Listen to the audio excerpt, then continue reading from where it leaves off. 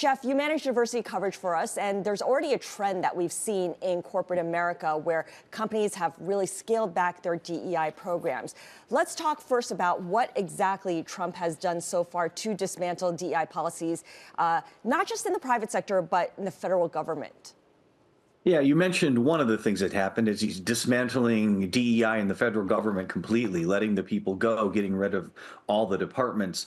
And he also made some changes in gender. You know, male and female are now the genders of the land, according to the Trump administration, or the sexes of the land. There will be no more gendering in the Trump administration. And I mean, that's actually, until today, that was the most significant thing he did that affects corporate America, because that sort of definition leaks over into how corporations have been dealing with things like transgender people in sports, and transgender women in men, in women's bathrooms, that sort of thing. But today, or over last night, he actually put a finer point on it, and he said that his agency head should also identify external companies and larger institutions where DEI might be being done illegally, which is way more concerning for corporate America than what he had done up till now. Right, right. So he's definitely broadened what he had started off with, which was targeting the federal government. You mentioned the word illegally. An executive order, which is basically the actions that he has taken so far, is not the same as a law. What are the current laws that govern what companies can and can't do right now?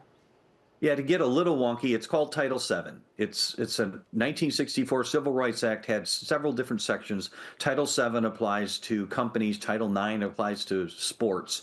And this is the first attempt for him to take a stab at Title VII. What he had been doing before was more directly in his purview, but he's asking his agencies to look around and identify companies that may be doing things that could be construed as being against the law in terms of what Title VII says. And all Title VII says is you don't discriminate. It means when you hire, you only hire based on merit, basically, and not based on race or gender. And that usually meant you can't give white people preferential treatment. That was what the original intent was, to try and help people of color. But more recently, conservative groups have been using it to fight back and say it also means you can't discriminate against white people. So, Jeff, as you look ahead to what else the president is going to do when it comes to rolling back diversity initiatives, what will you be watching for specifically?